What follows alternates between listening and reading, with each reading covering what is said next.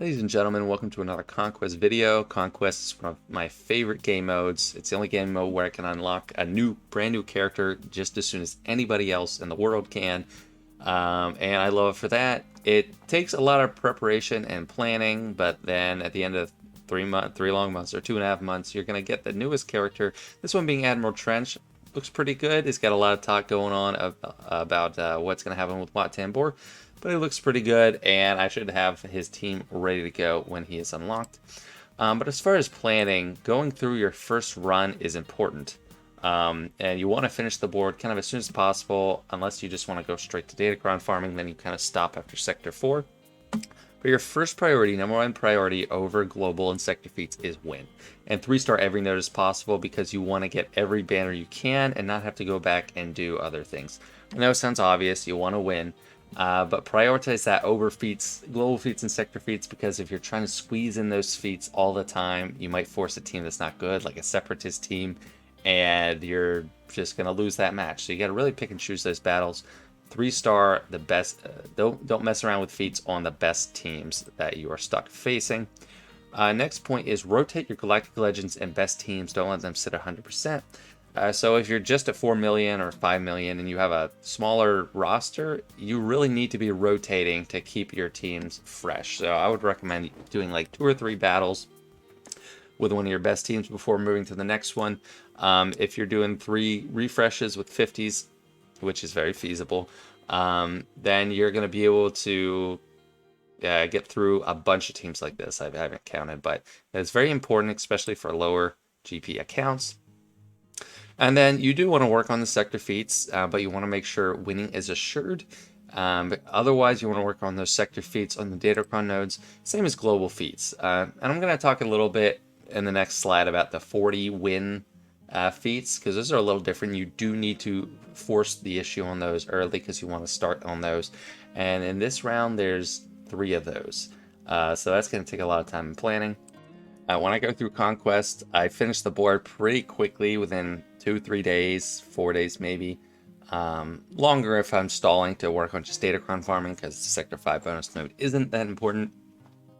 And then I just have tons of time to work on these feats. I do a few a day, and then I usually do get Red Crate by the end within the last 2 or 3 days, and that is fine. You're still going to get everything if you do it that way. It's just you're not going to stress yourself out on the first run through. This goes along with the first one. Don't replay nodes you have cleared, except bonus nodes, obviously. Once you've cleared the table and you want to go back and do some feats, the mini bosses are inevitable, the bosses are inevitable, and they're actually pretty nice for feats that you need to farm. For like Grandmaster Yoda's, for Master's Training feat, that kind of happens on the mini boss node the best. So there are reasons to go back and redo nodes, but in general, don't overdo it. Even if you 1-star a node, wait and come back to it later. See how many banners you actually need once you've cleared everything.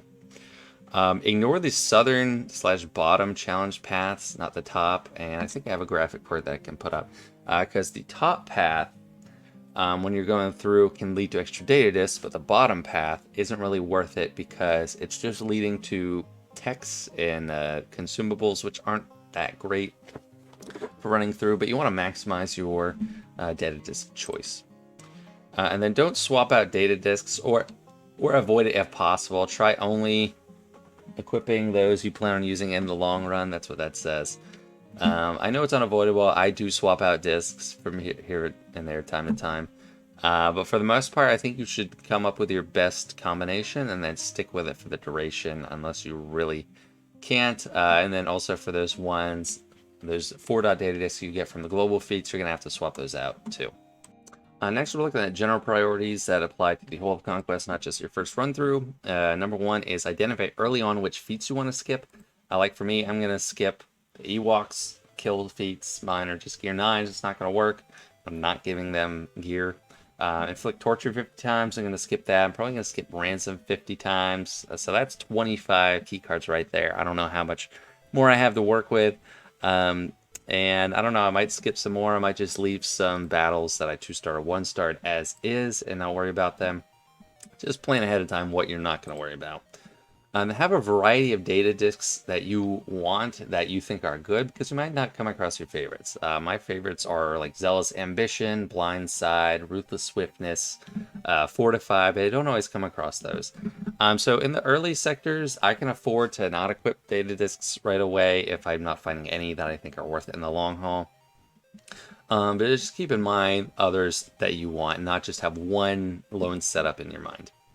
Then farm, as I already talked about, farm all sector and global feats on bonus nodes primarily. That's cut off a little bit. But work on the 40 feet battles earlier. So we got 3 of them this time. We got Separatist wins, or win with a full team of Separatists, win with a full team of Sith, and win 40 battles without using a leader.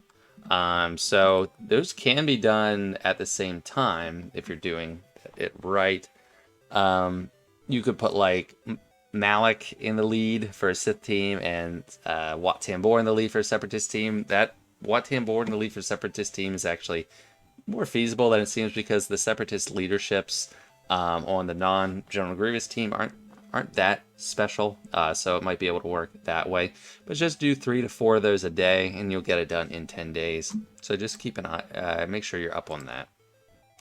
By the 50 crystal refreshes, I think this is highly worth it to do this every day.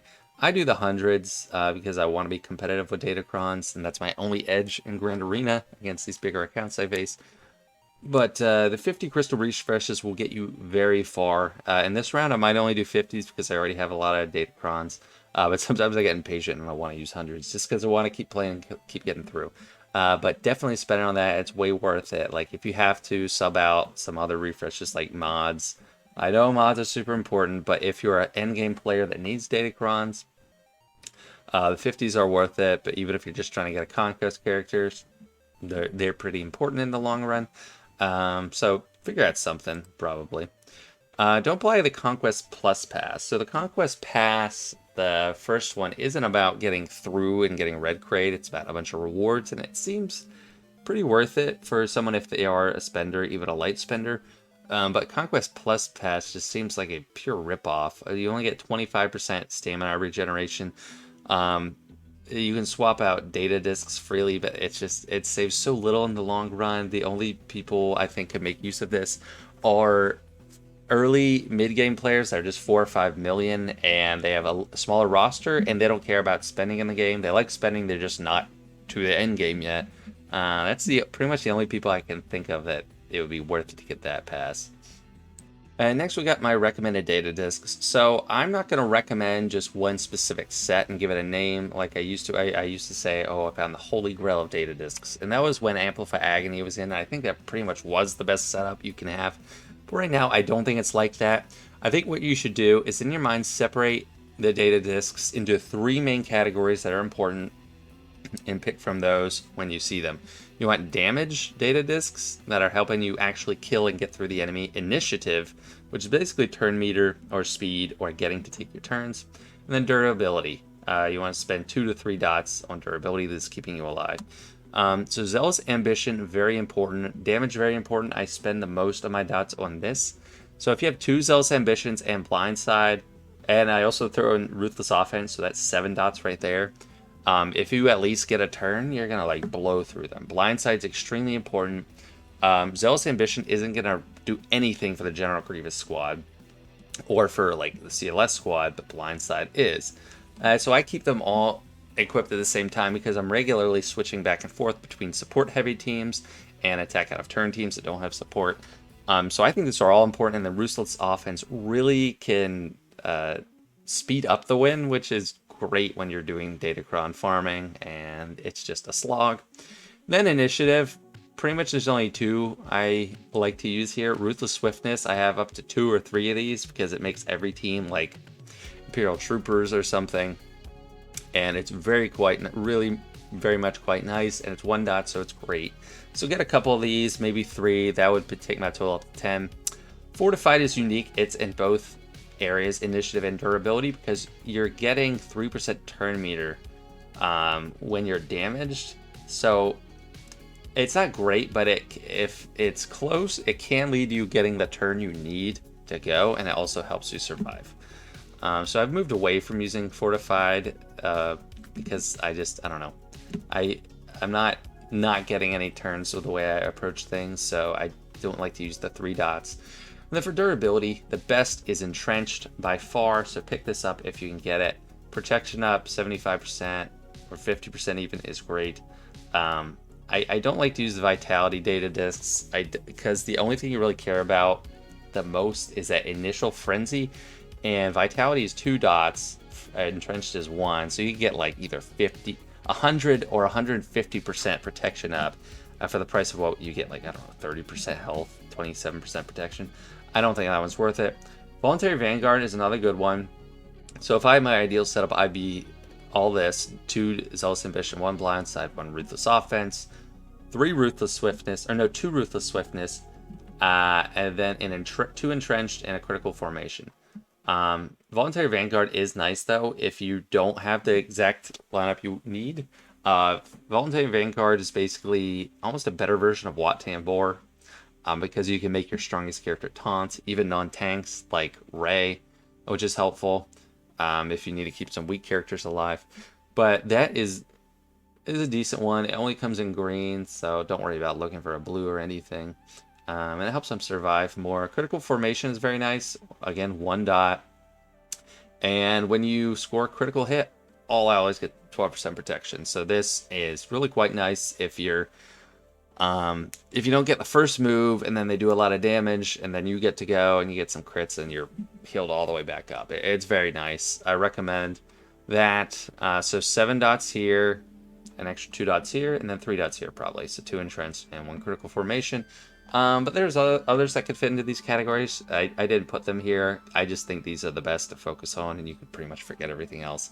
Like Ruthless Defense isn't good. Like Ruthless Defense is durability, and you're stacking your defense, but it's by the time it would kick in, it's not when it needs to help. You want protection up because that applies to the beginning of the battle, and it's really a great safety net. So these are all my recommendations for data discs. So here we are to the composition and feat planning section of the video. This is going to be much longer than the other parts. I'm going to be showing global feats, Sector 1, Sector 2 for the first part until I start getting to Sector 3 feats, and then I'll switch my display. But for global, there's a lot of stuff you got to plan for ahead of time and start working on throughout the whole conquest. Win 40 battles with Separatist characters and 40 battles with Sith. So here is the Separatist droids lineup. You got Droidica here too. You could sub him out with someone if you want Wat Tambor or Newt. But they're kind of on their own team, so you'd have to find someone else.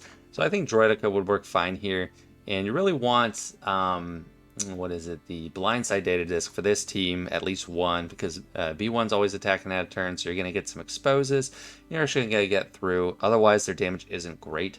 You also want to use them in Sector 1 and Sector 2. Sector 1 for target lock, Sector 2 for damage immunity, and then Sector 3, they can't count for the droid kills, so you don't want to use them there. And then the other Separatist team I recommend using is Dooku Lead, because New Gunray's lead is only about extortion pretty much, and Dooku actually gives you some counter chance. So you could counterattack, get some blindside, and get things going a lot better. Under him, Jango Fett's going to start damage immunity. It's nice. Newt is going to come back from the dead at least once. Geonosian Brute Alpha is very important here because he's the support that's going to do a lot of damage, since he does classify support. When you use his glaive sweep, that AoE, it's going to be your main damage dealer. So you probably want to start with Wat Tambor, get the weapon tech to Geo Brute Alpha, as long as you do have Zealous Ambition, and then you're going to get some damage and work all the way through. And then Sith. There's a few Sith options you could have. I'm trying to show here. So I think Palpatine lead, and then Darth Revan lead are the main go-tos. If you're doing just a few a day, you don't have to do both. You do either. So I have Malak and Bastila Shan sharing. They're on both teams. This one, the Darth Revan team, pretty much is just getting that Sith feat done. It's not getting any other feats done. But this Palpatine team, you can work on your Hellsteel up in Sector 2. And then in Sector 4, there's a no attackers feat, and that works. This works on that very well too. There are no attackers here. And with so many supports, they actually do a ton of damage. So I'm going to be using this team probably more than Darth Revan, but still just a suggestion. And then Sith Eternal, you can throw him with the rest of the stuff, like tanks, Sith Trooper I got in there, Darth Talon.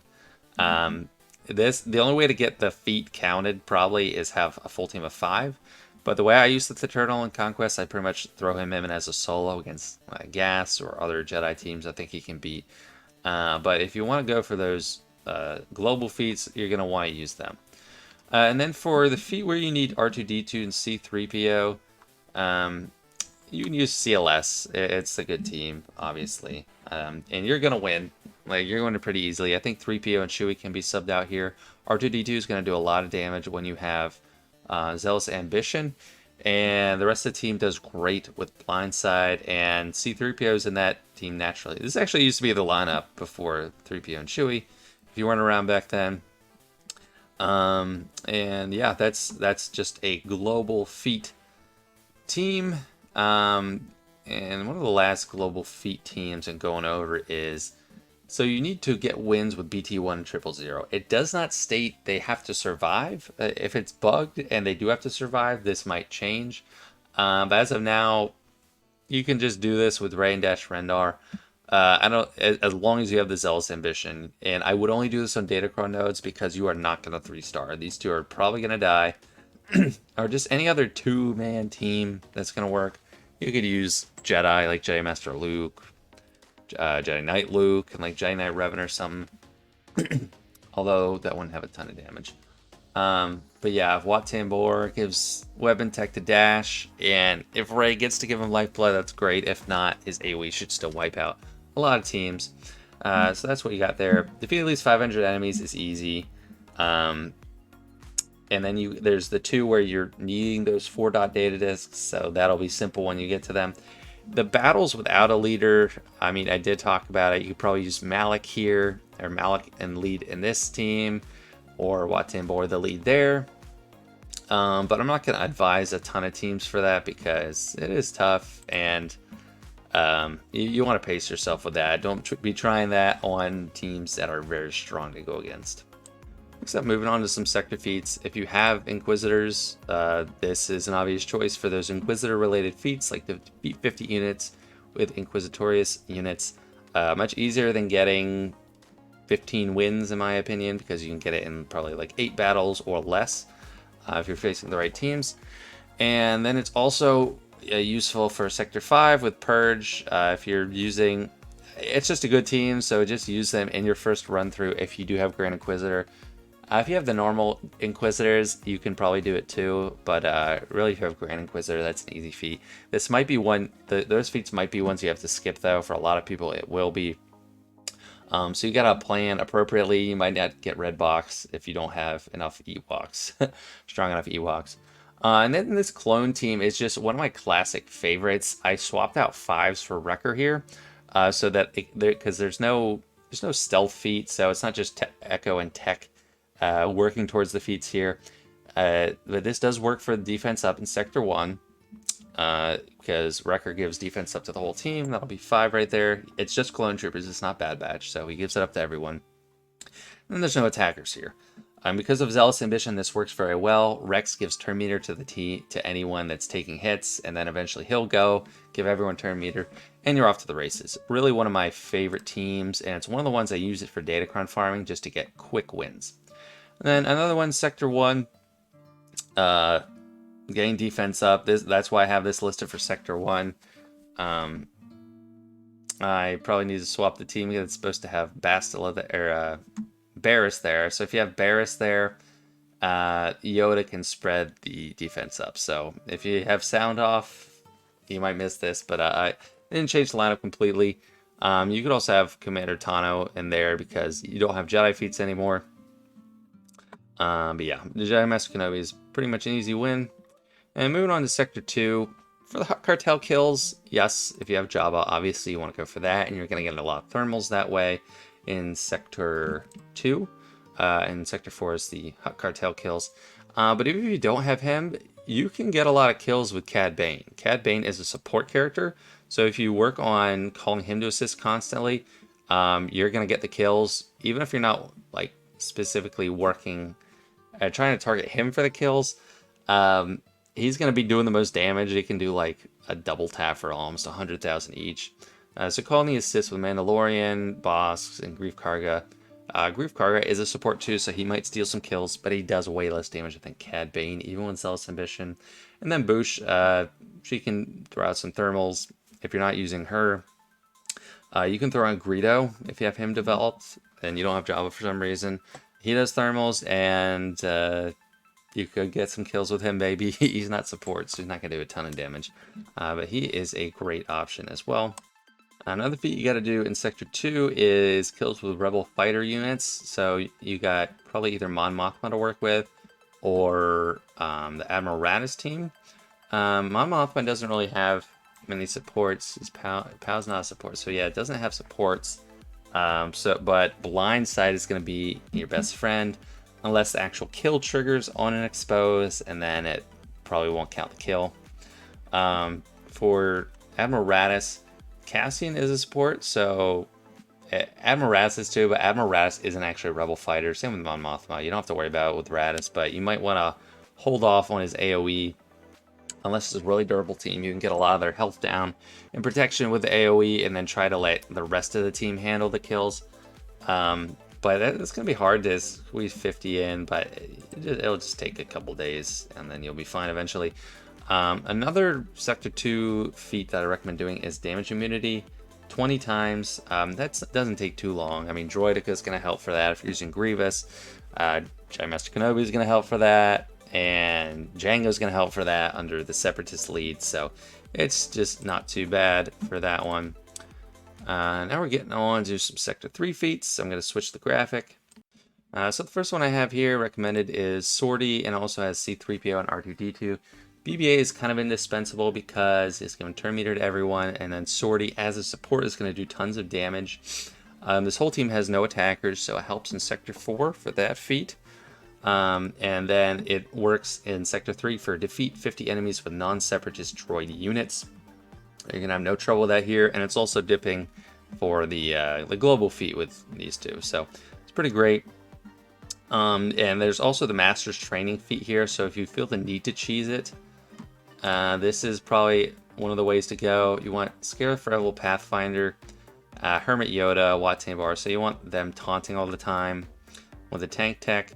And Scarif Rebel Pathfinder will keep coming back. You could also use like Night Sister Zombie or something too. But I can't do it because I'm not giving this Zeta to Yoda. It requires this Zeta when an ally with Master's Training is defeated. Yoda's cooldowns are reset. So that is required. They'll keep dying. You keep giving it to them over and over again, and you'll get that feat. I slow farm it with Jedi Master Luke, and this is like the same team I used before. I just keep calling assists with Kenobi. This is for last Conquest, but it's a way to prevent kills.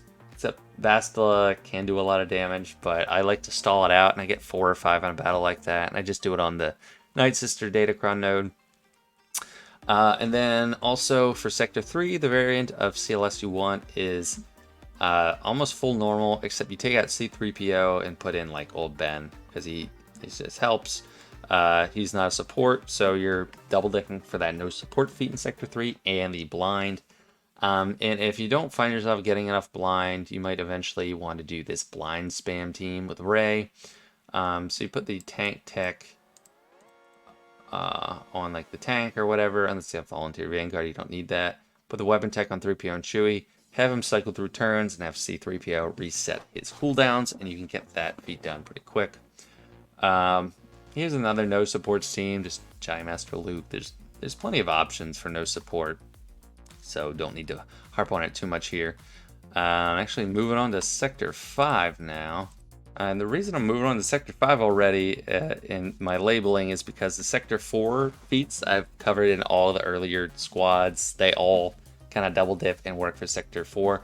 There's only 2 feats I'm doing here in Sector 4. It's win with kill enemies with Hut Cartel units, and win 14 battles with no attackers. So I've shown plenty of no attacker teams. I'm skipping the Ewoks feat and the Torture feat.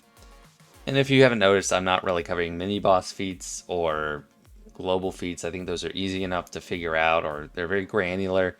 If you really have problems, probably Bit Dynasty will help a lot, but it would take a lot more time and space to go over than I think is worth in a video like this, because it's already going to be pretty long. In Sector 5, this team is going to be for fracturing. I also have another team if you don't have Lord Vader. But basically, I think the goal is fracture with Thrawn and kill that team, kill that enemy as fast as you can so you can get back to him, have him swap a turn, try to get back.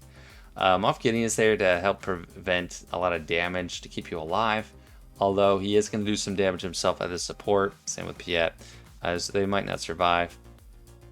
And then Sector 5, if you want smugglers, these are the ones. This is pretty much my Dash is kind of new to the scene. This is pretty much my smugglers run. Yeah, smugglers run team that I've used forever, but it used to be just like Nestle or something. So I think these guys can get the initiative pretty well. If you have Ruthless Swiftness, it'll be very good, and Blindside, because you're going to chew through at least your first target's health and protection with Han, and then you're going to get that Terminator train going. So that's going to be a very solid team for smugglers. You can probably do the full 50 kills with just this team alone. And here's another fracture team if you don't have Lord Vader. Mine's pretty strong, so I might be killing people too fast because Palpatine, Thrawn, and Traya are support. But Traya's here to refresh the cooldowns on Thrawn a little bit, so I'd probably wait until he's done his fracture and he's swapped turn meter. So swap turn meter to Traya, and then she can do her isolate and reduce his cooldowns a little bit. Beauregard's there to help survivability. Watt, I don't know, you might not want to use him here. I think Mara Jade's a good sub in. She's an attacker, so she's not doing a ton of damage like a support character would. So that's pretty good for that. And now we're on to the Datacron farming section. So these are just teams that are going to win. So if you're not worried about feats, or you finished all your feats, or you finished your quota for the day, and you just want to get some wins with full stamina teams, good options are Padme, Cat, but really anyone. Like if you have General Kenobi, slot him in here, pretty easy. Iden Versio, amazing. I use his team constantly when farming Datacrons. It's one of my go-to teams. I like it even more than most Galactic Legends because with Zealous Ambition and Blindside, this team just crushes. Iden starts out, does an AO with 100% turn meter, invaluable in Conquest.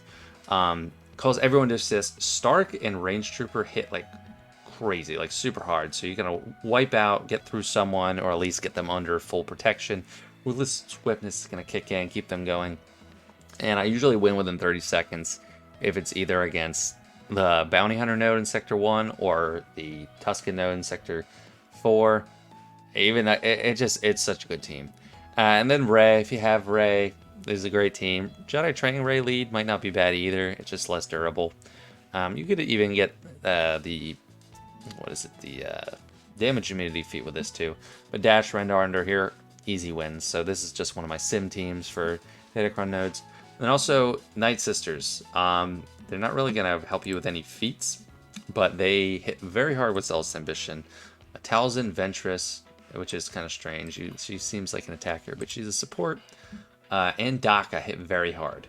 And this team, you know, it's actually good for just getting pure wins because you can usually keep everyone alive or bring them back to life.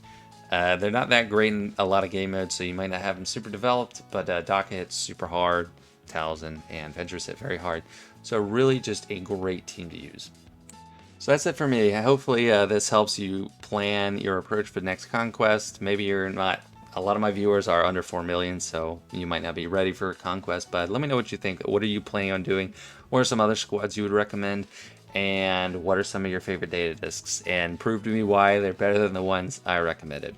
Anyway, thanks for watching. Good luck in Conquest. See you next time.